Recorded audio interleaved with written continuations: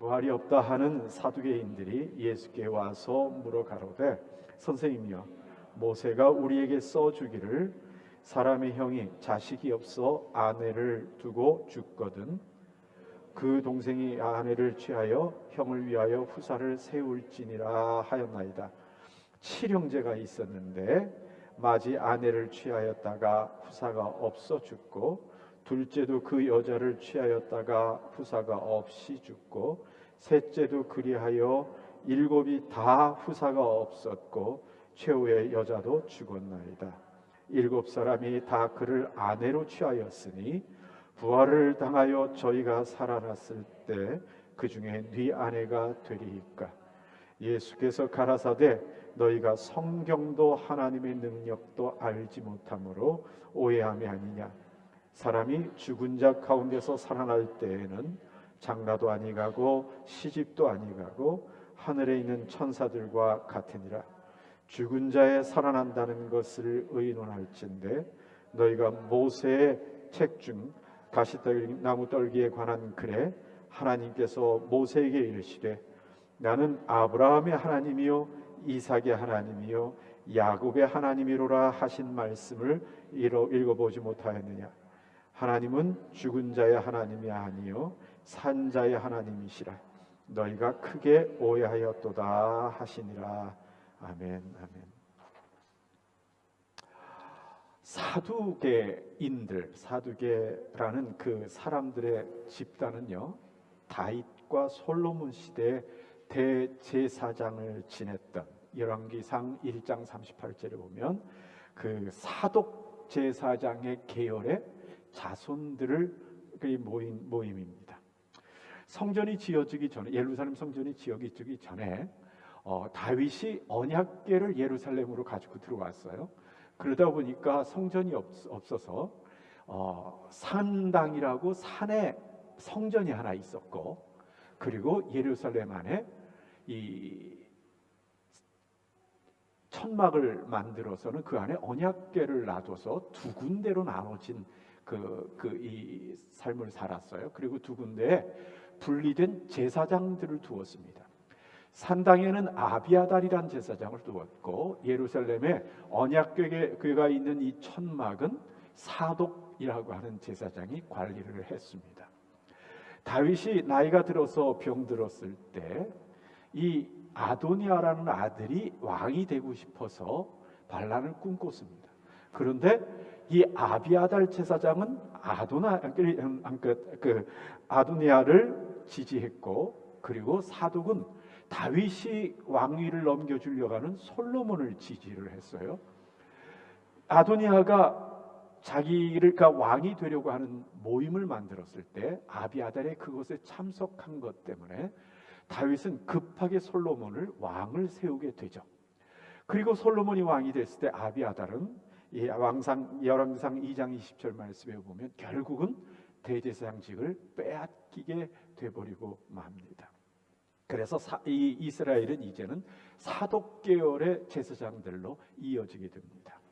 세월을 거치면서 이 사독 계열의 자손들이 뭉쳐서 하나의 어떤 힘을 형성하게 되는데, 이 알렉산더가 이스라엘을 점령한 후에 BC 166년에 독립을 했거든요. 그래서 하스모니안 왕가라는 이 왕조가 생겼는데, 그때 이 사독 계열의 사람들이 그 정치에 참여하면서 세속 정치에 껴들게 돼버리고 맙니다.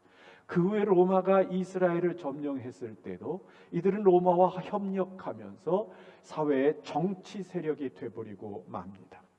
소수지만 그러나 부유했고, 그리고 정치적인 힘을 가지고 있었던 이들이 이 사회의 지도층이 되게 된 겁니다. 그들은 모세 오경만을 하나님의 말씀이라고 주장을 하면서 매우 세속적인 집단이 돼버린 자기들의 신앙적 변명을 하고 자기들의 생각을 억지를 만드는 일에 많이 힘쓰게 되는 모습을 예수님 때에 당시에 갖게 됩니다.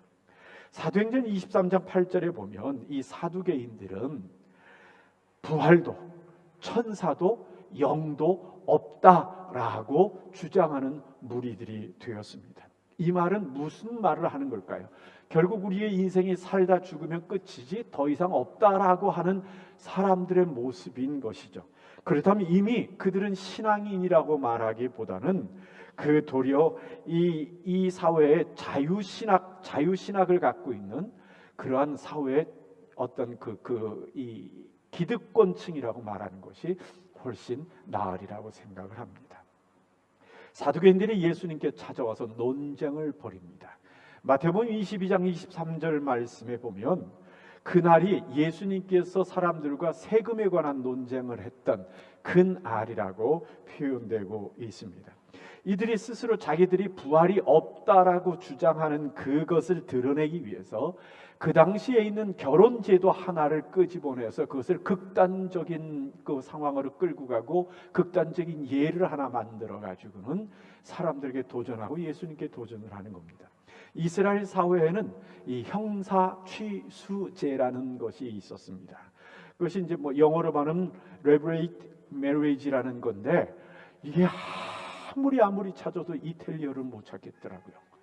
이탈리어에는 그 개념이 없는 건지 하여튼 참 많이 노력했는데도 이 단어 자체, 개념 자체를 찾아볼 수는 없었습니다.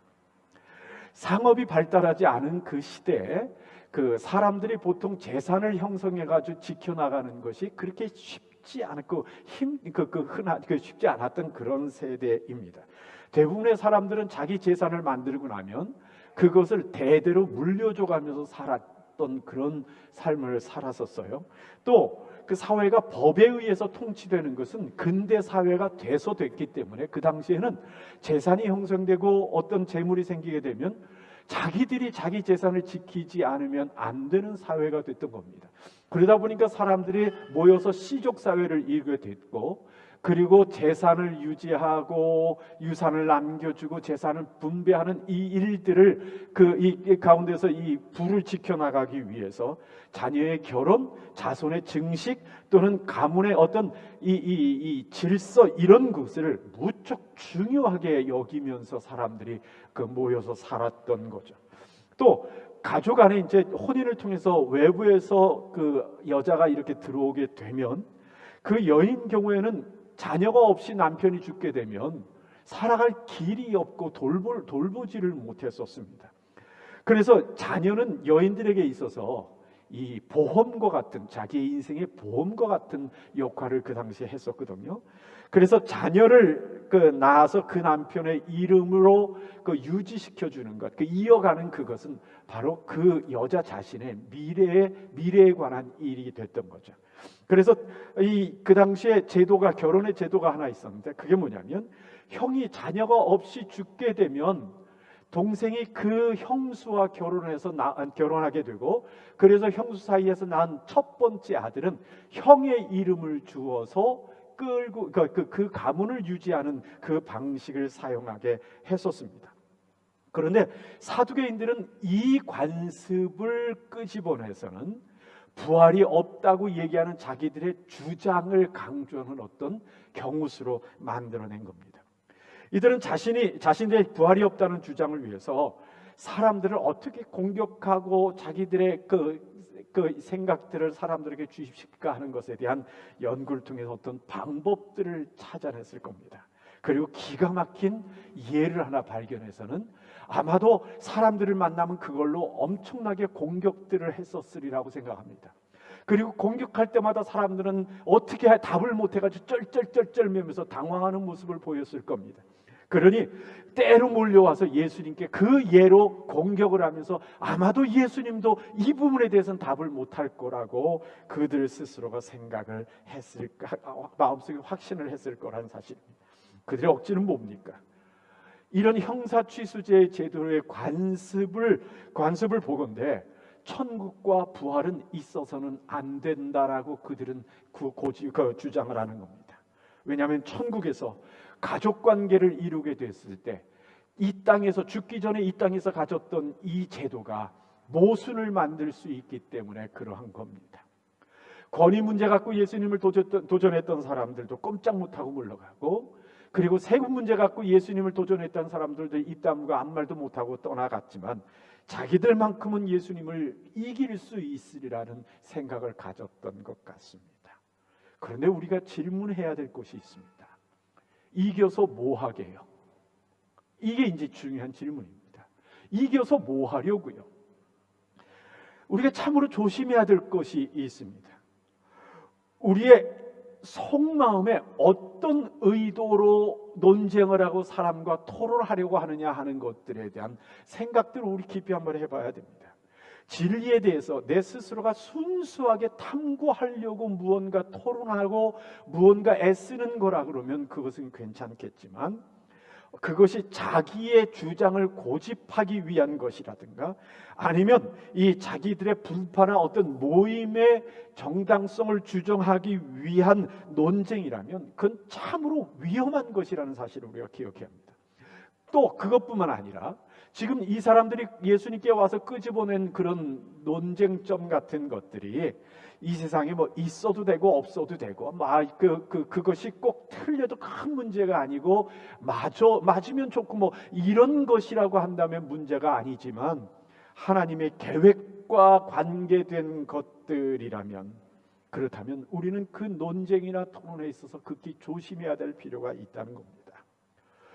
우리의 짧은 지식이나 우리의 좁은 시각을 가지고, 눈을 가지고 하나님의 섭리를 자칫 왜곡할 수 있기 때문에 그러합니다. 또 나의 어리석은 주장이나 고집 때문에 연약한 사람들을 넘어뜨릴 가능성들이 있기 때문에 우리는 극히 조심해야 합니다. 마가복음 9장 42절 말씀 우리 같이 한번 읽어볼까요? 같이 한번 읽겠습니다. 같이 읽죠. 시작. 또 누구든지 나를 믿는 이 소자 중 하나를 실족해 하면 차라리 연자맷돌을 그 목에 달리우고 바다에 던지움이 나으리라. 예, 여러분 그 생각해 보셨습니까? 내가 연자맷돌을 메고 바다에 빠지울 수 있는 가능성도 있다라는 것이요. 우리 모두의 지식은 그 다 제한적입니다.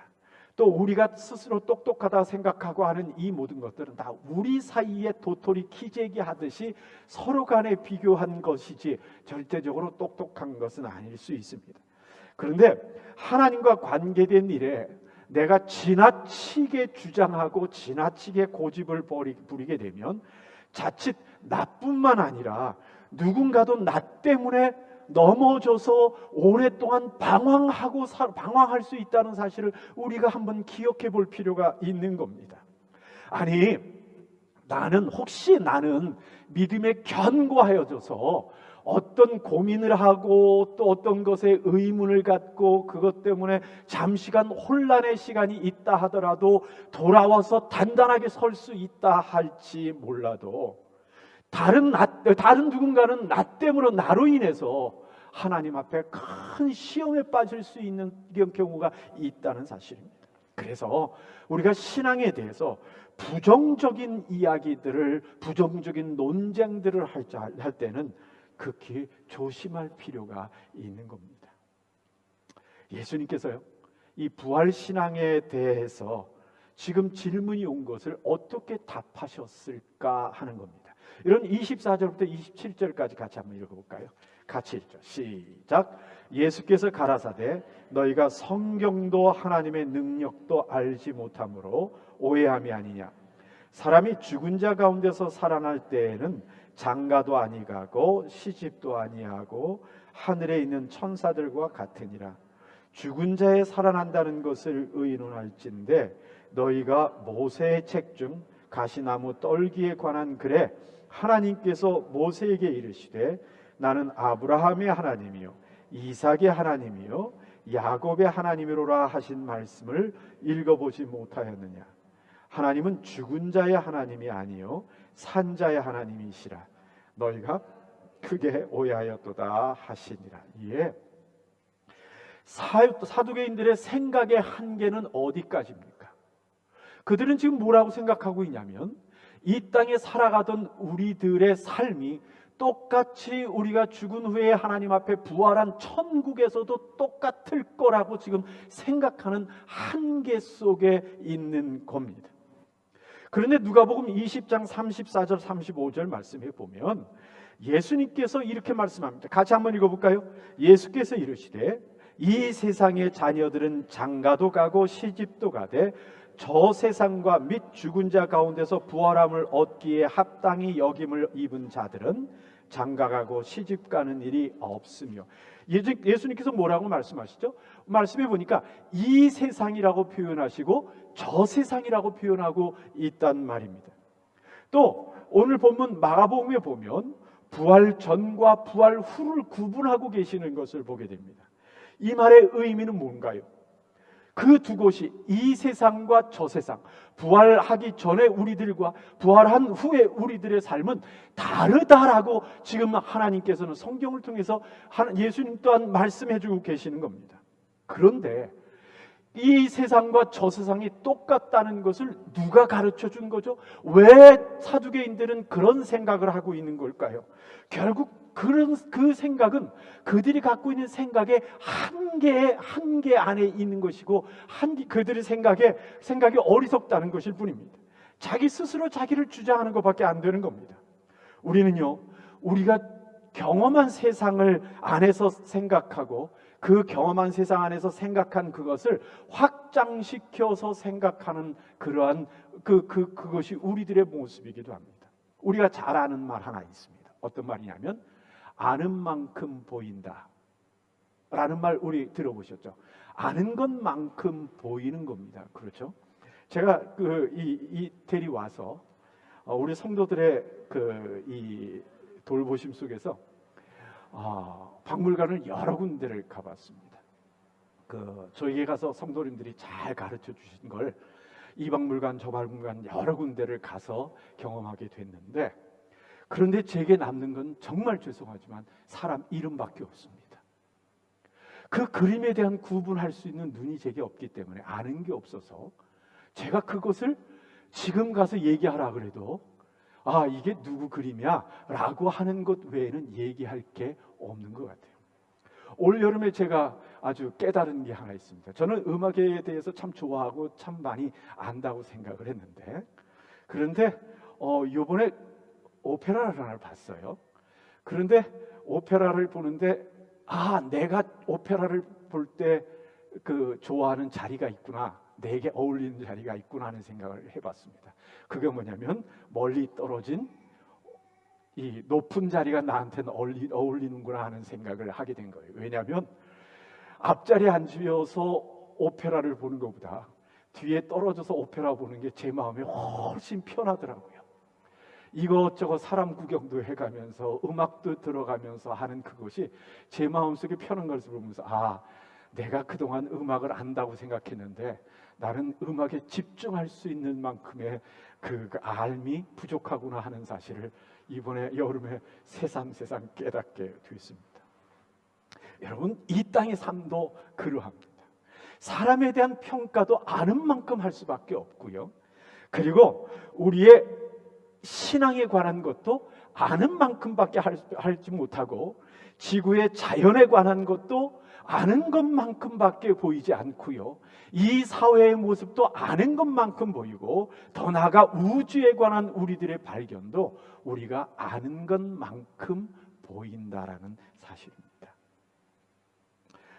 그 이상의 것들을 우리는 발견하지 못합니다. 우리에게는 참 많은 것을 보고 많은 것을 발견하는 거 있는 것 같다고 말할지 모르지만, 그 많은 것이라는 것이 결국 우리가 아는 것만큼이라는 사실입니다.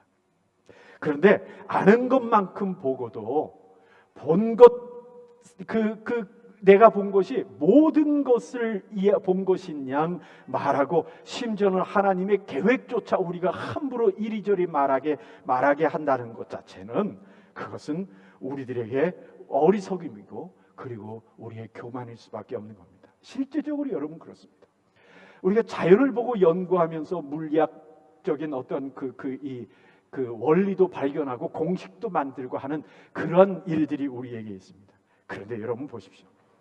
그 모든 것은 이미 하나님께서 만들어 놓으신 것에서 발견하게 되는 원리이지, 우리가 만든 것은 하나도 없다는 사실입니다. 그런데 결국 겨우 하나님이 이미 만들어 놓으신 것에서 발견해 놓고는 마치 우리가 만든 양, 우리가 신인 양 교만한 마음을 갖고 이야기하는 것, 다 판단하려고 하는 것이 우리 인간들의 모습인 것 우리가 알고 있습니다. 이 사두개인들이 보는 부활 후의 성도들의 삶에 대한 개념의 그 깨달음의 한계는 무엇일까요? 다른 거 아닙니다. 이 세상의 결혼이 죽은 후에 천국 가서도 그 모습으로 이루어진다라고 하는 생각의 한계인 겁니다. 그 결과 천국과 부활 후의 세상에도 모순이 생긴다라고 생각을 하는 겁니다. 맞죠? 이 땅에 7 남자와 결혼했으면 천국 가고 부활 가서는 누구의 아내가 될 거냐고 하는 지극히 이 복잡하고 그 혼란스러운 상황에 빠지고 있는 이들의 모습을 우리가 보고 있는 겁니다. 그리고는 자신들이 부활을 못 믿겠으면 못 믿는 것으로 끝내야 되는데 그게 아니라 거꾸로 이 문제를 들어서 부활이 없다는 걸 증명하려고 하는 어리석은 선택을 하는 겁니다. 그러니 부활 후에 모순이 생기는 것을 봐서는 부활이 없을 것이다라고 말하는 것입니다. 자신들의 지식과 논리 안에 모든 것을 꾸겨 넣어 버리는 거죠. 그래서 하나님의 말씀도 하나님의 계획도 자신들의 고집스러운 테두리 안에 들어오면 그것이 진리고 그것을 벗어나면 그것은 아니다라고 말하려고 하는 이 어리석음을 보이고 있는 겁니다. 어느 선교사님의 강의를 듣다가 제가 놀란 적이 있었습니다. 지금부터 500년 전에 이 종교개혁하던 그 시대에는 이 천주교나 기독교나 개신교나 모두가 다 함께 동의하는 것이 있었습니다. 그것이 뭐냐면 성경은 하나님의 말씀이고 그리고 이 하나님의 말씀은 틀린 바가 없다는 것은 같이 동의를 했었습니다. 그렇죠? 그래서 성경이 진짜 하나님의 말씀이냐 성경이 진짜 틀린 게 없느냐 하는 것 갖고 논쟁하지 않았었습니다. 그렇기 때문에 종교개혁을 할 때 첫 슬로건이 오직 성경으로 솔라 스크립투라라고 말하는 그것이 통용이 됐고 사람들이 그것을 받아들일 수 있었던 것이죠. 그래서 성경으로 돌아가자고 하는 개혁이 가능했었던 겁니다. 그런데 요즘은 한 교회 안에서도 성경이 하나님의 말씀이고 그리고 정확하고 틀림이 없다는 것에 대해서 성도들이 각자 자기 생각을 가지고 살아간다는 겁니다. 그러다 보니까 서로의 견해가 달라서 개혁이라는 게 불가능한 세대가 왔다는 거죠. 다시 말하면 돌아갈 기준선이 없어져 버렸다는 겁니다. 개혁이라는 게 뭘까요? 잘못 갔을 때 원래 그 모습으로 돌아오는 것이 개혁인데 그런데 돌아갈 확고한 기준점을 서로 간에 인정하지 않다 보니까 이 고친다는 의미가 사라져버리고 말았다고 이야기를 하는 겁니다. 정말 그 말에 큰 제 마음속에 충격을 받았었습니다. 우리 모두의 마음 안에 각자가 자기 신앙을 가져버리고 그리고 각자가 자기 성경을 가져버리면 그럼 우리가 어떻게 한 곳으로 갈 수 있을까 하는 겁니다. 자기가 가치를 정하고 자기가 믿음을 정해버리면 함께 갈 곳이 없어져 버리는 겁니다. 하나님의 말씀을 외쳐도 속마음에서 뭐라 그러는 겁니까? 그건 목사님 견해고요 라고 말해버리고 만다면 우리는 어떻게 하나님의 나라 예수 그리스도를 머리로 하는 하나님의 교회를 만들어갈 수 있는가 하는 겁니다. 서로의 생각들은 여러모로 다를 수 있을지 몰라도 하나님의 말씀 앞에서는 같이 머리를 숙여야 함께 개혁이라는 것을 노력하면서 하나님의 나라를 만들어갈 수 있지 않는가 하는 겁니다.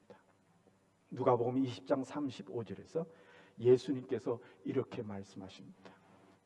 부활함을 얻기에 합당히 여김을 얻는 자들은 누굴 얘기하는 걸까요?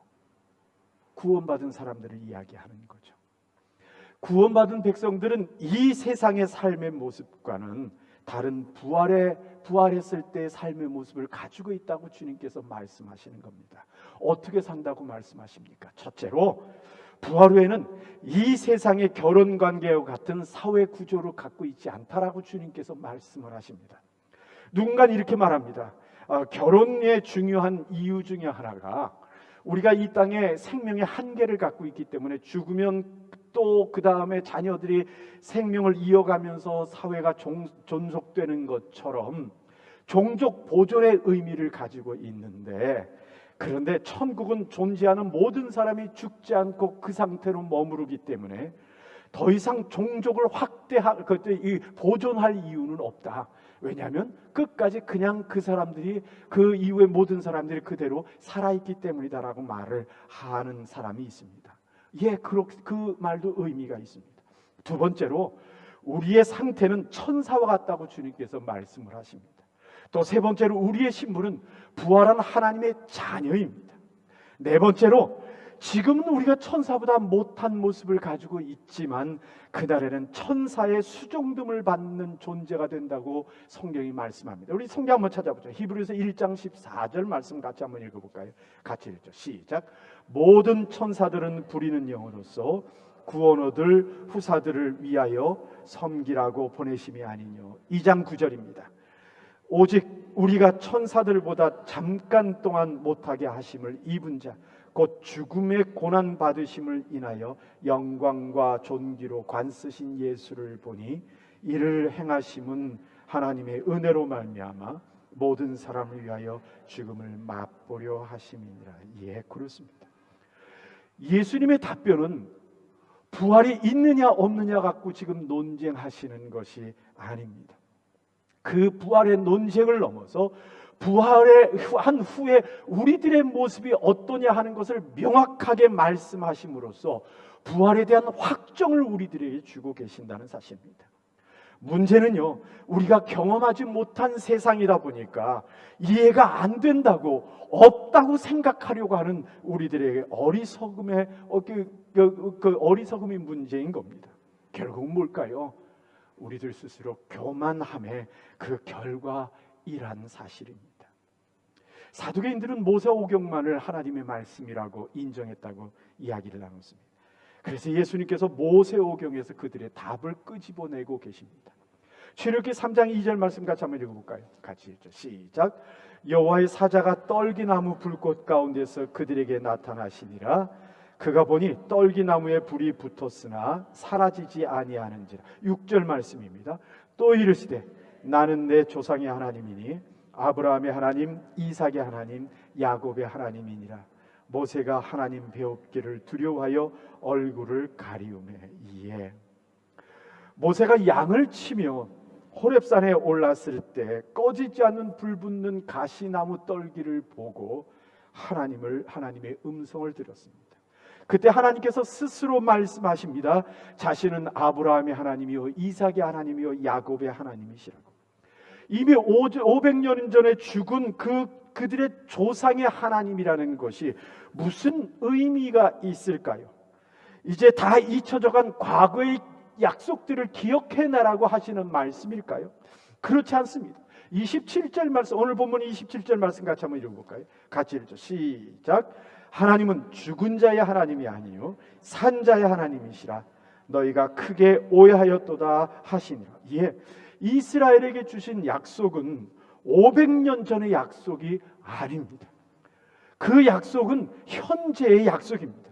왜냐하면 하나님은 영원하신 분이시고 살아있는 자들의 하나님이시기 때문에 그러합니다. 다시 말해 육체는 이 땅에서 쓰러져 버렸을지 몰라도 구원받은 하나님의 백성들은 그 영혼이 살아있고 하나님께서 그 약속의 백성들을 부활시켜 주실 것이기 때문입니다. 하나님은 지난간 세월의 하나님이 아니라 여전히 지금도 살아있는 자들의 살아계신 하나님이라는 사실입니다. 다시 말해 부활함을 얻기에 합당히 여김을 받는, 다시 말하면 예수 그리스도를 믿어 구원함을 얻은 하나님의 백성들을 하나님께서 일으켜 주시고 부활시켜 주신다는 겁니다. 지금부터 4천여 년 전에 있었던 하나님을 믿었던 하나님의 백성들이나, 아니 그 전에 노아나 아담도 상관없이 여전히 그들도 지금도 살아있고 그날에 살아있는 하나님의 육체가 되어서 우리와 함께 일어날 것임을 말씀하시는 겁니다. 결국 우리도 이 땅에 살다가 어느 순간에 떠나게 되면 그 육신은 쓰러지게 되버리고 말 것이지만 언젠가 우리의 살아있던 영혼이 육신을 입어서 부활하여서 하나님과 함께 살아가게 될 것이라는 말씀을 주님께서 그렇게 말씀하고 계시는 겁니다. 문제는 부활이 없다고 주장하다 보니까 동일한 모세오경의 말씀을 같이 읽고 같이 보는데도 불구하고 하나님의 말씀의 의미를 깨닫지 못하고 그냥 넘겨버리고 마는 데 있습니다. 하나님의 생각보다 자신들의 주장에 더 치우쳐 있기 때문에 그러한 현상이 나타나는 겁니다. 내 생각의 한계에서 이해가 되지 않는다고 억지로 논리를 만들어서 부정하려고 하지 마십시오. 하나님이 있다고 하시면 그것은 있는 겁니다. 이 세상의 논리와 지식과 이 증명에 맞지 않는다고 하나님의 말씀, 하나님의 계획을 세상 안으로 가두려고 하는 그것은 결코 하나님의 성도가 해야 될 일이 아닙니다. 저 세상은 다른 원리로 살아가는 곳이라고 주님께서 말씀하십니다. 그것은 우리가 이해할 수 있는 범위를 넘어선 것이기 때문에 우리가 그것에 대해서 함부로 판단할 것은 아닌 겁니다. 우리는요, 창조의 능력을 가지고 있는 사람들이 아니라 하나님이 이미 창조하신 세계 속에 살아가면서 하나님이 우리에게 주신 이 세상의 원리를 조금씩 발견해 나가는 사람들일 뿐이라는 사실입니다. 말씀 맺겠습니다. 우리 교회는 배운 것이 많은 분들, 한쪽 영역에서 오랜 경험을 가진 뚜렷한 주관을 가진 이들이 많은 교회입니다. 자칫하면 내 지식과 경험을 매우 신뢰함으로 인하여 내 스스로 고집된 마음을 가질 수 있다는 사실을 우리가 조심해야 합니다. 그렇다고 나를 고집해서 말씀의 울타리 밖으로 삐져나오면 결코 안 됩니다. 그 모든 것은 하나님의 말씀 안에서 녹아져야 되는 겁니다. 하나님의 말씀에 고개를 숙여야지 내 논리와 주장으로 하나님의 말씀을 내 관점 아래 두려고 하게 된다면 결국 우리들은요, 우리의 인생의 목표점을 잃어버리게 되고 내가 잘못해도 돌아갈 수 있는 곳을 잃어버리게 되고 그리고 내 영혼은 피폐해지고 마르게 됩니다. 말씀에 맞서거나 하나님과 논쟁하려는 성도가 아니라 하나님의 말씀에 겸손히 순종하는 우리들이 되기를 원합니다. 또 함부로 주장하여서 다른 이들을 설득하려고 하다가 그들의 마음을 좌절시키고 그리고 또 그들을 실족해 하는 사람들이 아닌 끊임없이 하나님의 말씀 앞에서 나 자신을 비춰보는 성도들이 되기를 원합니다. 그러면 우리는 뒤로 돌아서서 예수님을 십자가에 못 박게 하려고 하는 음모를 꾸미는 교만한 성도들이 아니라 주님의 편에 서서 은혜를 누리는 복된 성도들이 될 겁니다. 아멘이십니까? 아멘. 한번 따라합시다. 나는 자신을 주장하는 성도가 아닙니다. 다시요. 나는 자신을 주장하는 성도가 아닙니다. 우리 옆에 사람에게 얘기하죠. 나는 자신을 주장하는 성도가 아닙니다. 아멘. 우리 같이 한번 기도하겠습니다. 같이 기도합시다. 우린 다른 사람보다는 배운 것이 많고 경험한 것이 많고 그리고 해온 것이 많아서 똑똑하다고 생각할 수 있습니다. 그러나 그건 우리끼리 이야기지 하나님 말씀 앞에서는 아니고 하나님 앞에서는 아닙니다. 우리 사이에서야 서로 주장하고 고집하는 것이 있을 수도 있겠지만 그것이 하나님의 말씀, 하나님의 계획, 하나님의 마음에 대한 것이라면 우리는 지극히 조심해야 합니다. 특히나 나 자신뿐만 아니라 다른 사람에게 그것을 고집함으로 인하여 누군가를 실망시키고 좌절케 하고 그리고 넘어지게 한다면 우리는 그 영혼에 대한 책임 또한 져야 될 상황에 이를지 모릅니다. 이 시간 우리 하나님께 기도하면서 하나님, 주의 말씀 앞에 겸손한 자 되게 하여 주옵소서. 주 앞에서 나를 주장하는 사람이 아니라 내 것을 고집하며 하나님 앞에서도 마음을 닫는 사람이 아니라 주의 말씀 앞에 겸손히 순종함으로 귀를 열어 주의 음성을 듣고자 하는 복된 성도가 되게 하옵소서. 혹시 나 때문에 지금까지 어려움을 겪는 이들이 주변에 있다면 하나님, 그들을 불쌍히 여기시고 그들을 회복시켜 주시며 하나님, 그들에게 주의 성령의 은혜를 더하여 주어달라고 기도도 하기를 원하고요, 또 진정으로 우리의 믿음이 성장해 가면서 더 많은 것을 알아 더 많은 것을 볼 수 있는 눈을 허락해 달라고, 그리고 이 어려운 시대에, 그리고 어려운 이 혼란의 시대에 하나님, 우리들에게 눈을 허락하여 주셔서 하나님이 우리를 이끄시는 그 길과 뜻을 깨닫게 해달라고 우리 한번 같이 기도하는 시간이 되기를 원합니다. 같이 기도하겠습니다. 아버지 하나님 감사합니다. 아버지 하나님, 진짜 주님께서 우리에게 아버지 하나님 따라가는 우리 하시는 감사합니다. 아버지 하나님, 우리 스스로 아버지 교만하지 않게 하시고 믿지 않게 하시고 아버지 나를 주장하지 않게 하시고 주의 말씀 앞에 굳건히 서게 하시고, 그래서 아버지 하나님 우리 주시는 길을 따라가는 하나님을 주시며 아버지 하나님, 나의 고집을 나의 주님을 대적하지 않게 하여 주시옵시고 나의 고집을 나의 아버지 하나님 주님의 사랑으로 아버지 하나님 신속하게 만들지 않게 하나님 주시옵시고 아버지 하나님, 내 스스로 하나님 앞에 부딪힌 아버지 하나님 아버지 하나님 앞에 주장하니 아버지 하나님 앞에 주장하니 우리 온 성도들이 하나님 앞에 기도를 드리옵소서. 아버지 하나님, 간절히 구합니다. 이 땅을 살아가면서 우리의 배운 것과 경험한 것이 주의 말씀을 넘어서지 않게 하시고